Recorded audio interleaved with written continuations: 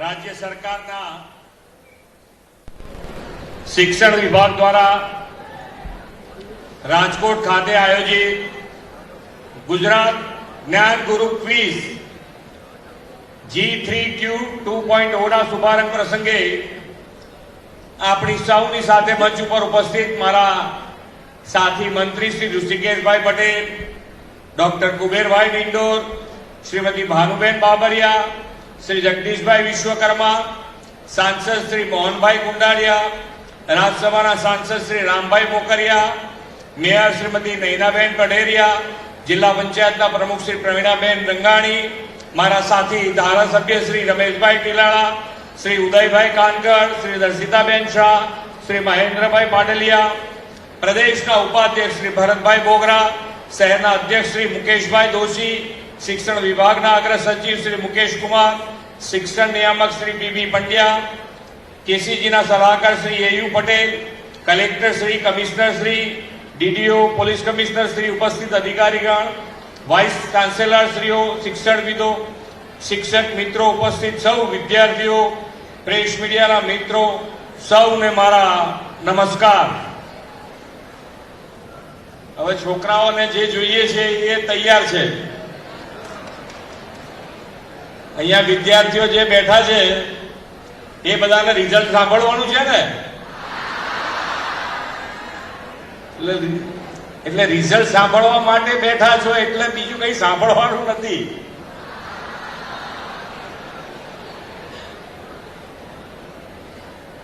આ રેગ્યુલર રમાવાનું છે, બધા રમશો ને બરોબર?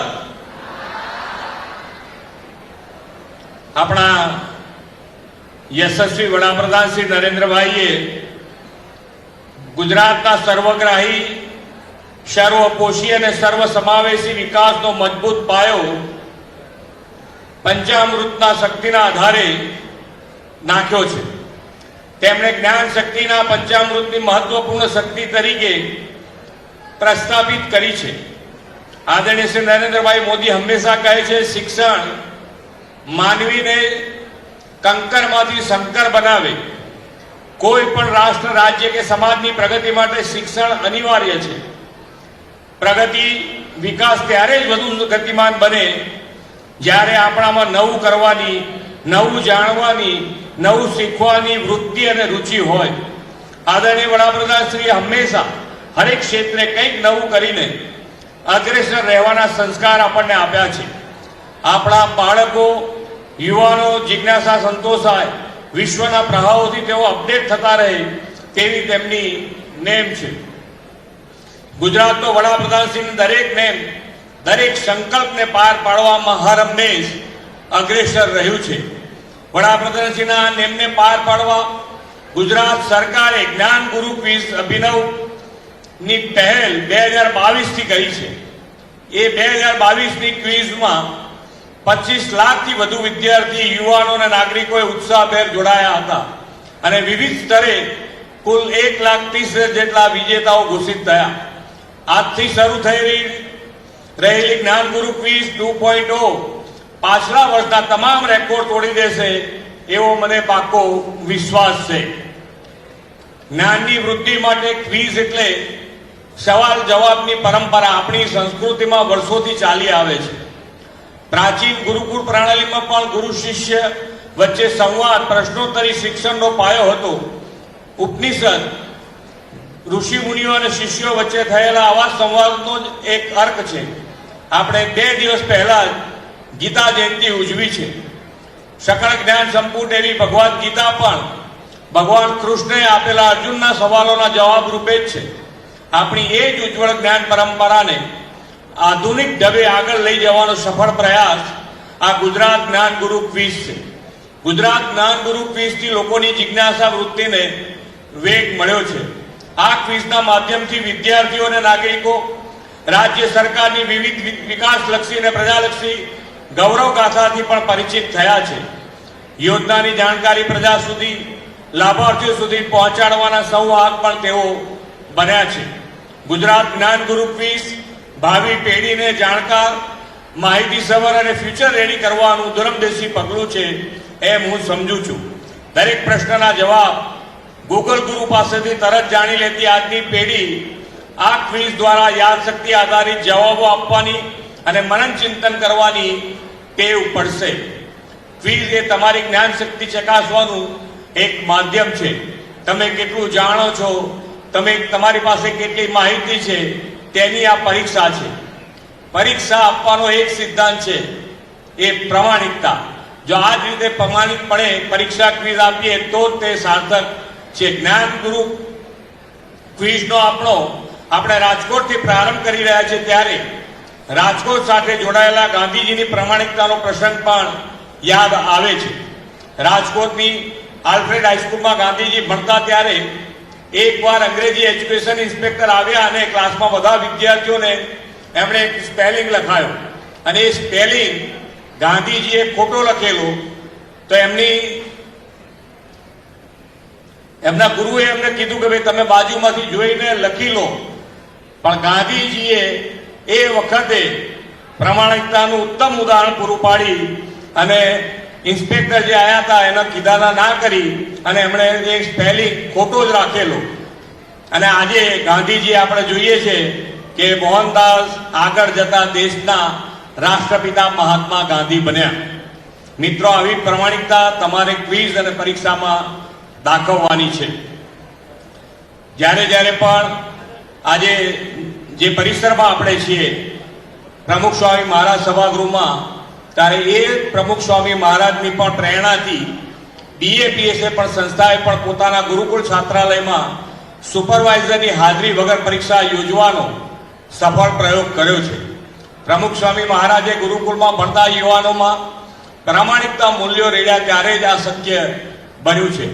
વડાપ્રધાન શ્રી આ વર્ષે પરીક્ષા પે ચર્ચા દરમિયાન વિદ્યાર્થીઓને માર્ગદર્શન આપતા એ જ વાત કહી છે કે નકલ કરવાથી એક પરીક્ષામાં તો પાસ થઈ જશો, પણ આખી જિંદગી આ રીતે પાર નહીં થાય.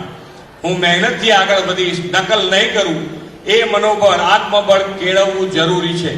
આ પરીક્ષા, આ ક્વિઝ વિદ્યાર્થીઓ માટે જ્ઞાન શક્તિ અને આત્મશક્તિ પુરવાર કરવાનો મોકો છે. વડાપ્રધાન શ્રી નરેન્દ્રભાઈ મોદીજીના નેતૃત્વમાં ગુજરાતના એજ્યુકેશન સેક્ટરનો ગ્રોથ આપને આંબ્યો છે. શિક્ષણ સહિતના દરેક ક્ષેત્રે અવનવા બદલાવ આવી રહ્યા છે, નવી પહેલ થઈ રહી છે.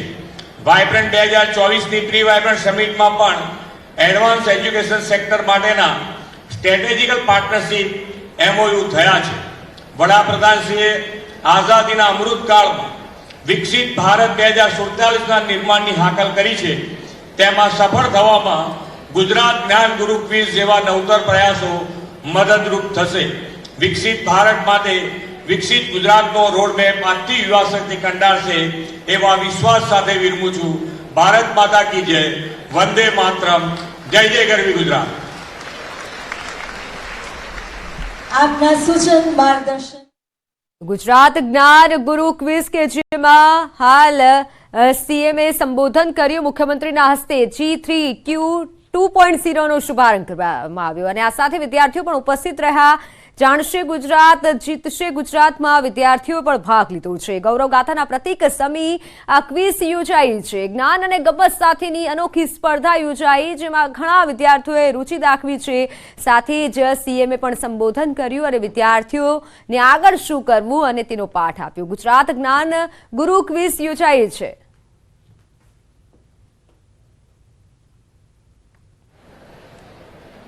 જેનો ઇંતજાર આપને બધાને હતો એ ઘડી હવે ખત્મ થઈ છે. મિત્રો, જાણશે ગુજરાત, જીતશે ગુજરાત સરકારની ગૌરવ ગાથાના પ્રતીક સમય આપણી ગુજરાત જ્ઞાન ગુરુ ક્વિઝ G3Q 2.0 નો શુભારંભ થયો અને આપણે જે અહીંયા ક્વિઝ રમાઈ આજે અહીંયા સભાગારમાં, એમાં સ્કૂલમાં 9 થી 12 માં આપણે જે વિજેતા મિત્રો બન્યા છે, હું ત્રીજા નંબરથી શરૂઆત કરી, 3 બીજા નંબર અને છેલ્લે 1. સૌપ્રથમ સ્કૂલમાં વિજેતા બને છે ત્રીજા નંબરે ભાલોડિયા ખુશીબેન, શ્રી વિજય મોદી હાઈસ્કૂલ, જેમને ઢેર સારી શુભકામના પાઠવીએ છીએ. સન્માનીય મુખ્યમંત્રી શ્રીના કરકમલોથી એમને ઇનામ આપવામાં આવશે.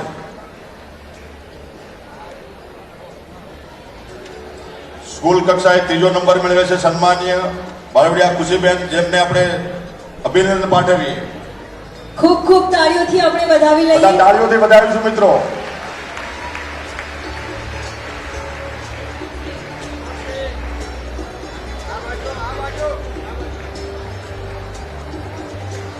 સ્કૂલ કક્ષાએ સેકન્ડ નંબર રાઠોડ સીટસી શ્રી કેજી ધોળકિયા સ્કૂલ જે બીજો નંબર મેળવે છે, જેમને પણ સન્માનીય મુખ્યમંત્રી શ્રીના કરકમલોથી આપણે પુરસ્કાર આપીશું.